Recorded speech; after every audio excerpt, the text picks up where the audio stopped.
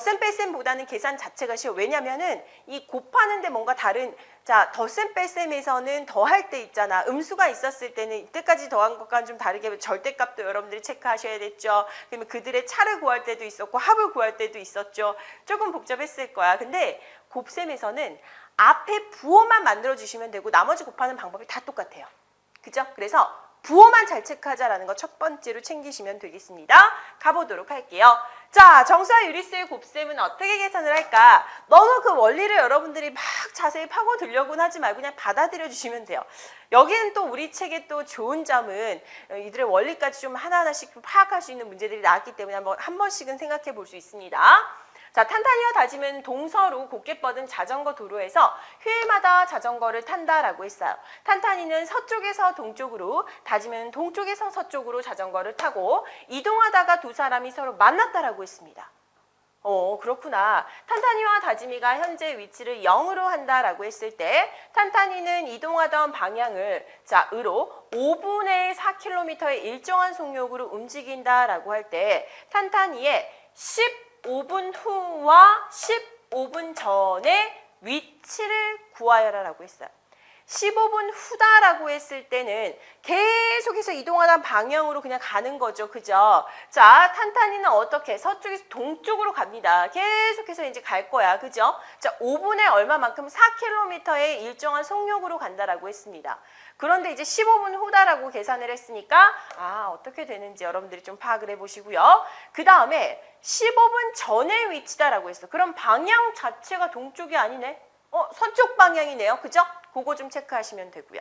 자, 그럼 이제 다시 한번 보도록 하겠습니다. 이 문제에서 묻고자 하는 것이 뭐죠? 탄탄이의 15분 전과 15분 후의 위치를 여러분들이 구하시면 되고요. 자, 그럼 이제 뭘 생각해야 되는지 이 과정이 제일 중요했죠? 보도록 하겠습니다. 동쪽으로 가는 건 플러스, 서쪽으로 가는 거는 마이너스로 나타낸다. 이건 알고 있지? 우리가 앞부분에 정수할 때 했습니다. 그죠? 자, 그때 현재 이후의 시간은 또 시간적인 관점으로 봤을 때는 우리가 플러스, 그 다음에 그 이전의 시간은 뭐라고 했습니까? 마이너스로 가정을 한 다음에 속력 곱하기 시간은 거리다라는 것을 이용해서 위치를 구해보도록 할게요. 속력 곱하기 뭐라고요? 시간이다라고 했습니다. 이게 뭐라고요? 거리다라는 것을 체크를 해보도록 할게요. 이 공식을 이용한다라고 했어요. 오케이? 자, 그럼 이제 하나하나 보자. 먼저 탄탄이의 15분 후의 위치를 수로 한번 나타낸다면 속력은 플러스 4. 그죠? 자, 그 다음에 시간은 플러스 3. 왜냐하면 5분이 3번 있다. 15분 후니까 5분이 3번 있다라고 생각할 수 있잖아. 그치? 그러므로 거리 자체는 어떻게 되겠습니까? 플러스 4 곱하기 플러스 3이다라고 볼 수 있겠죠. 그죠? 그렇다면 이것은 플러스 4를 3번 반복해서 이동한 것으로 생각할 수 있다라는 것이고 그 결과는 우리가 수직선에서 보다시피 어디에 가 있다라는 것 알 수 있습니까? 12에 가 있다라는 것을 확인할 수 있어요. 플러스 12. 그죠? 자, 그런데 이것은 각수의 절대값의 곱에다가 그대로 양의 부호를 붙인 것과 같다라는 결과를 확인할 수 있겠다. 그러므로 같은 방법으로 탄탄이의 15분 전의 위치를 한번 구해보자. 얘는 분명히 플러스 4와 플러스 3을 곱했어. 그러니까 다시 한번 같은 이 절대값의 곱에다가 4 곱하기 3에다가 우리 그대로 앞에 플러스 양의 부호를 붙인 것이다라고 떠올렸습니다. 자, 이번엔 좀 다르겠지. 여기서부터 잘 보셔야 되죠. 헷갈리지 마. 자, 탄탄이의 15분 전이라 그랬어. 그 전의 위치를 구해보고 싶대. 그럼 이제는 어떻게 되겠습니까? 플러스 4에다가 15분 전이다라고 했으니까 그 시간적인 관점으로 봤을 땐 마이너스 3을 곱하셔야 되겠죠. 15분 후랑은 비교가 되셔야 되겠죠. 그랬을 때는 몇이 되겠다?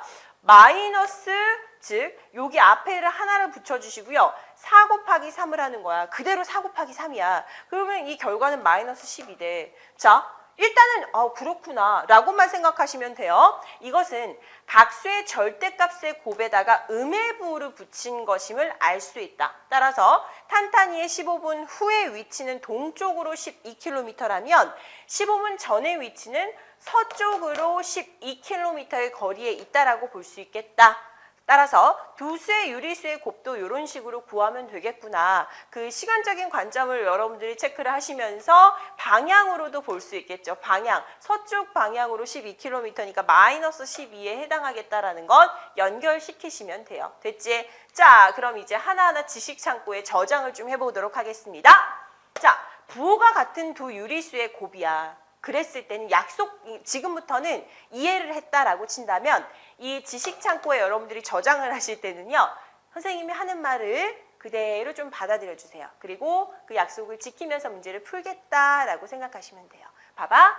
부호가 같은 두 유리수의 곱은 두 수의 절대값의 곱에 양의 부호를 붙이시면 되고요. 그 다음에 부호가 다른 두 유리수의 곱은 두 수의 절대값의 곱에다가 음의 부호를 붙이시면 돼요. 아, 부호가 다른 두 유리수를 곱했을 때는 마이너스 붙이면 되겠구나. 그리고 너무나 당연한 것이지만 모든 수와 0의 곱은 0이다라는 거 체크하시면 되겠죠. 자, 다시 한번 정리를 해보도록 할게요. 그러니까 플러스랑 플러스를 곱했다 반드시 플러스 되고요. 마이너스 곱해도 같은 부호지. 그러면 플러스 된다고. 근데 서로 다른 부호 곱했지? 마이너스 돼. 서로 다른 부호 곱했지? 마이너스 돼. 이렇게 계산을 하시면 이제 두 개의 곱셈뿐만 아니라 세 개, 네 개 연속되더라도 여러분들이 요것만 받아들여주면 뒷부분부터는 어려울 게 없어요. 그 다음에 곱하는 방법은 똑같아. 뭔가 달라지는 점 없습니다. 부호만 결정해서 딱 써주시고 그 다음에 곱하시면 돼요. 오케이? 자, 그럼 이제 가보도록 할게요. 개념 스마트 부분 보도록 하겠습니다. 곱셈을 쉽게 할 수 있는 특별한 방법이 없나요? 또 분배 법칙이란 무엇인가요? 우리가 덧셈에서도 뺄셈보다 덧셈이 좋았잖아. 교환 법칙이 있고 결합 법칙이 있었고, 그죠?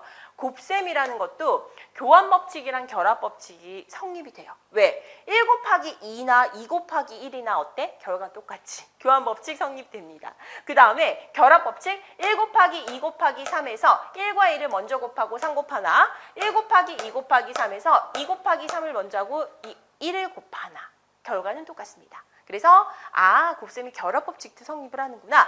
거기다가 정말 중요한 요거 하나가 더 추가가 된다라고 보시면 돼요. 분배 법칙. 자, 요 분배 법칙 좀 잘 보도록 하겠습니다. 이 분배 법칙은 얘들아 간단히 정리를 하면 더한 것 다음 곱한 것과 곱한 다음 더한 것이 같다. 뭐 이런 내용이야. 예를 들어 보도록 하겠습니다. 자, 세 수가 있잖아. 즉 있을 때 이렇게 괄호 안에다가 B랑 C가 더해졌어. 근데 그 앞에 A가 곱해졌대. 그럼 이거는 저 A 곱한 저 A를 갖다가 있잖아. 하나하나 분배해서 곱으로 연결한다라고 보시면 돼요. 그래서 A를 B에다가 한번 곱해주고요. 그죠? 그 다음에 A를 갖다 C에다가 한번 곱해줘서 식을 쫙 펼쳐서 전개를 해준다라고 보시면 돼요. 예를 들어서 다음과 같은 식이 있다라고 한다면 봐봐. 원래 이제 요걸 다 그냥 싹 다 더해서 마이너스 3 곱아줘도 돼요. 상관은 없어. 그런 결과랑 그 다음에 얘를 갖다가 여기다 한번 곱하고 근데 얘를 갖다 여기도 한번 곱해가지고 펼쳐준 식이랑 그 결과는 같다. 그걸 이제 우리는 분배 법칙이라고 설명을 하고 이제 저 분배 법칙을 이용해서 문제를 아주 많이 풀 겁니다. 알겠죠? 이거 보이시죠? 자, 열심히 보셔야 됩니다.